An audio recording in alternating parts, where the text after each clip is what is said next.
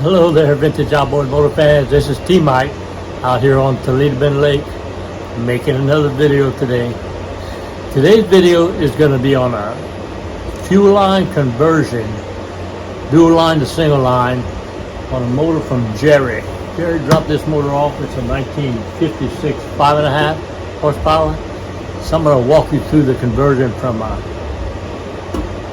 dual line tank to a single line tank.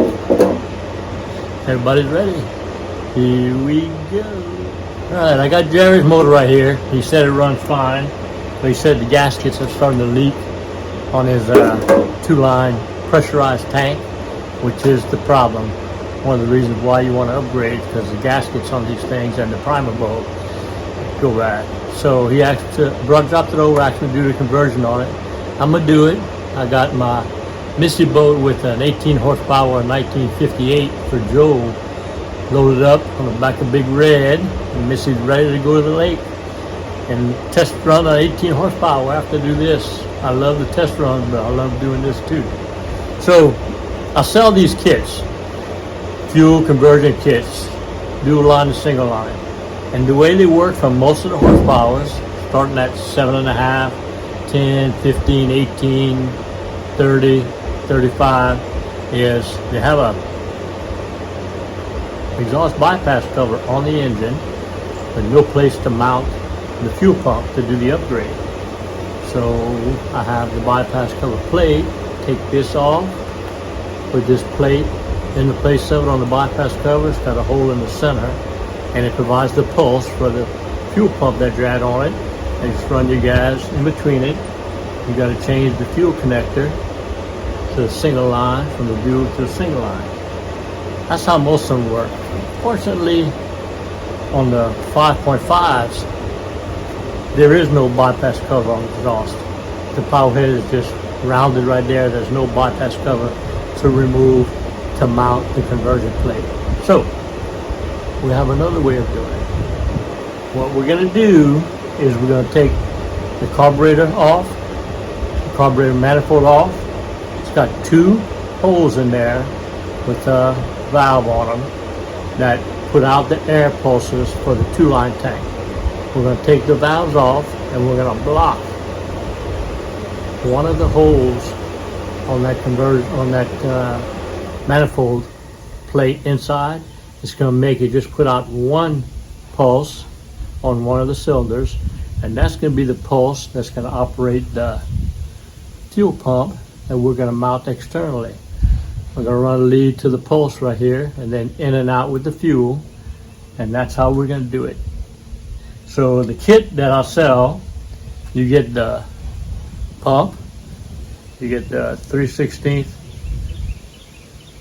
cap to cap one of the holes, you get the fuel connector to replace, you get 5 clamps to do the hoses, and you get 2 feet of 1/4 inch and 2 feet of 3/16 inch hose to do the fuel wiring. So that's the story on the 5.5 conversion. It's a little different from the others, but it's not hard to do. So I'm going to go ahead and document upgrading this one.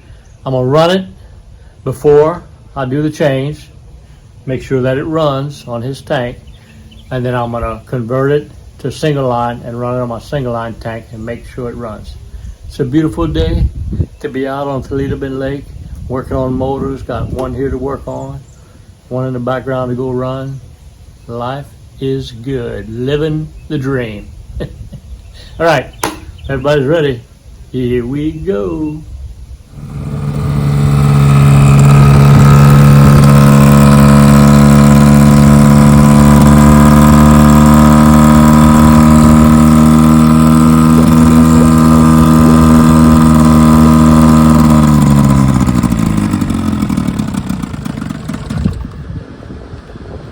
Okay, well, I put Jerry's motor in the tank, in the barrel with my tank, and it ran and then died. Sounds like it just wasn't pumping, and it's not pumping water. No water coming out. I don't like that. I'm gonna work on it a little bit more. got my conversion kit sitting right here in front of my DeWalt fan. Got my conversion kit to convert it. I'm gonna work on her a little more, try to get her running good on this beautiful day out here on Toledo Bend Lake. Let's see what I can do to that motor. Here we go. I got the gear case off right here. I got my drill on it, ready to go spin it in the bucket. Of course, I had to take the power head off to get to the gear case. Gaskets went bad on them. I have to replace that gasket. Jared's got some handy dandy rubber mounts here. That's pretty cool. Let's see what happens when I put the gear case in the bucket and spin it. I did talk to Jerry and he told me he don't think it's ever been changed. So I'm pretty sure it ain't gonna put no water out.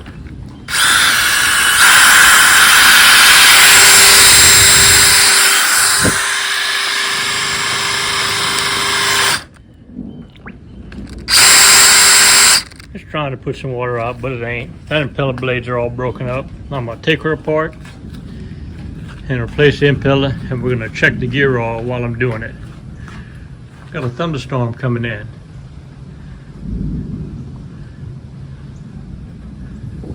All right, I got the 4 bolts removed on the impeller housing. Let's see what it looks like underneath. Oh yeah, I would say that impeller is bad. Every blade is broken apart. Alright, I'm going to replace that impeller while this storm keeps moving in on us here. Okay, I got the new impeller all oiled up and ready to put on. I'm going to put her on and put her in the bucket. See if we get some water pumping out. Still got the storm coming in, and voila!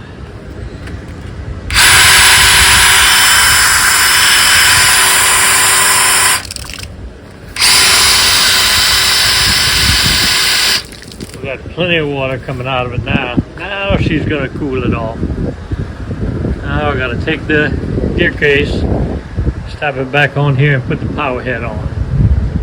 Well, I got the gear case back on. And I'm gonna do a little test on it here, see if it's pumping water.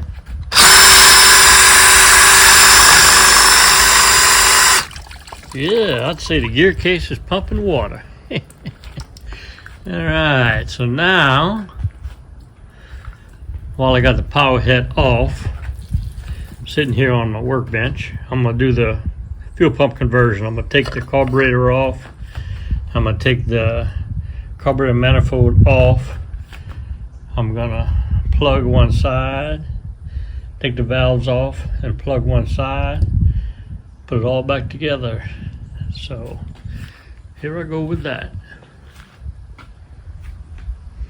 Here we are. I got the carburetor taken off and the carburetor manifold taken off.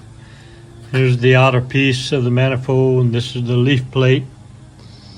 And here's the 2 valves. So the cylinders are pathways are behind this.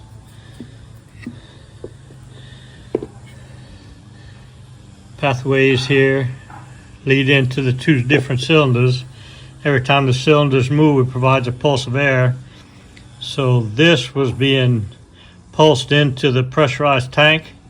When we remove this valve system here and put a plug into place right there on one side, we just get 1 pulse headed out to the fuel pump, which is what operates the diaphragm.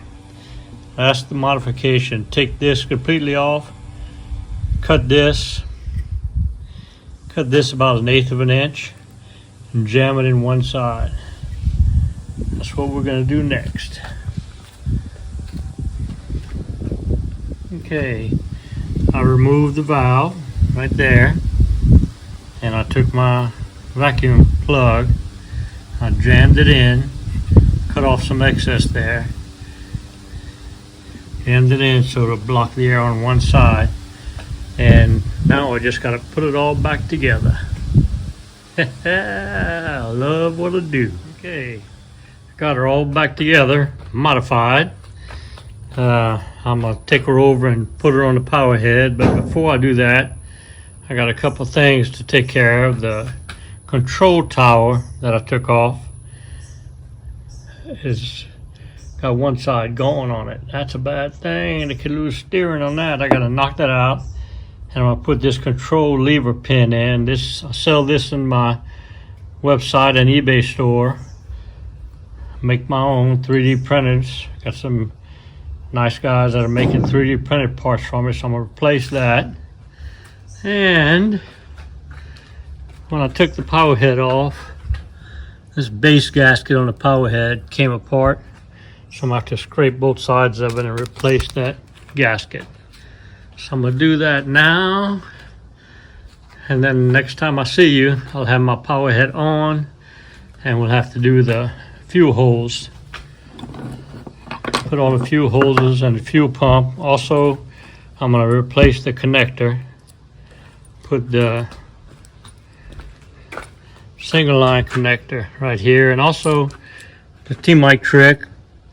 I take a drill and I drill out these holes. The hoses that come with the 2-line are 3/16, and the fuel line for the new fuel pump is a 1/4 inch, so it doesn't really fit through here.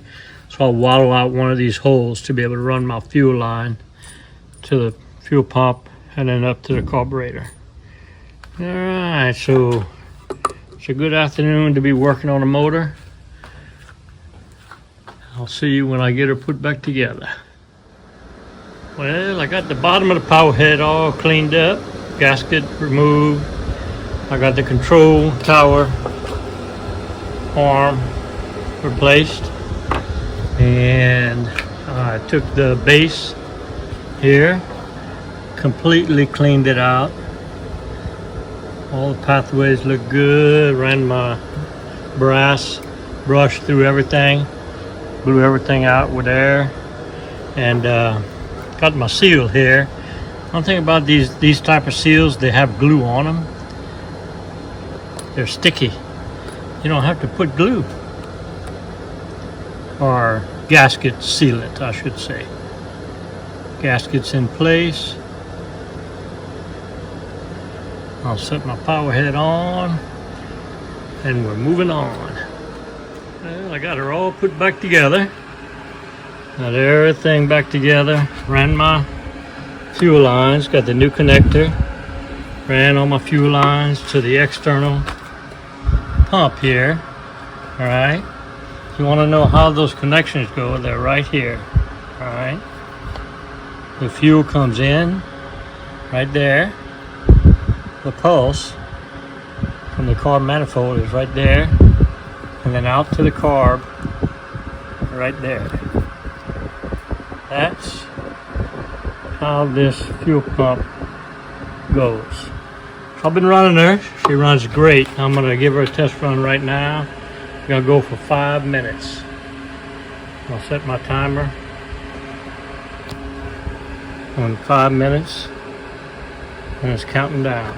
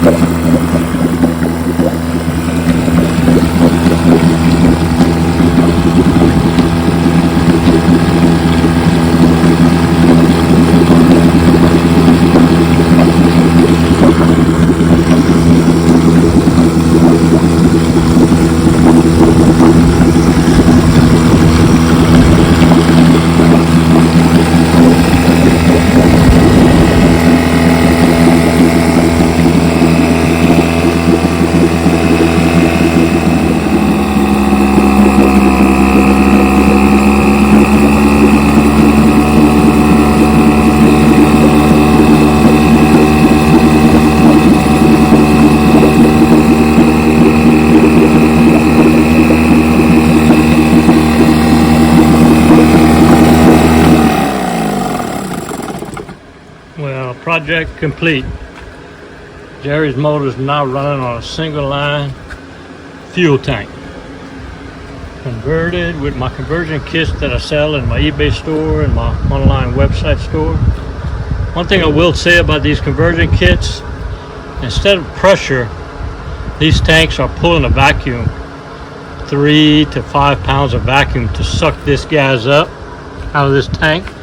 So especially the lower horsepower like these 5.5, 7.5s, if you set that gas tank on the ground, it might not have enough vacuum to pull that gas up. So what I do is I build stands, all right, in front of all my workstations, 16 inches below, just like it would be in the transom of your boat. I have stands everywhere to simulate the gas tanks as they're sitting in your boat. I went through that till I finally figured out that sometimes the power heads don't have enough to suck that gas up, or the fuel pump doesn't have enough. So project complete. I'm gonna call Jerry, tell him his 1957 Johnson 5.5 has been upgraded to a single line. See y'all next video. Well, I hope y'all enjoyed the video. You know, here at T. Mike's Vintage Outboards, my passion are the vintage outboard motors, 1950s, 60s, and 70s, Johnson and Evinrudes. I just love them. And my mission is to have every part, every video, and every parts manual you need to repair, service, and restore those vintage outboard motors. And I think I've come pretty close to doing that. I have a website. Go ahead and click on it. It's the first link down below. It's tmikesvintageoutboards.com. On that website is the best way to reach me. You can find my mail-in service repair where you can ship me your carburetor, your gear case, your magneto. I'll repair it, test it, and video it and put it on YouTube for you to see. I also have all the parts you need right there on that website. I have technical consulting. If you need some questioning, I have a donation page. You can donate some money and ask me questions, and I can get back to you. That's really my best way to contact me is through my website, T. Mike's Vintage Outboards. So I love what I do. I love my passion. I love helping people, and it's been a great ride. So remember, always remember, and never forget, here at T. Mike's Vintage Outboards, we're doing it one motor at a time.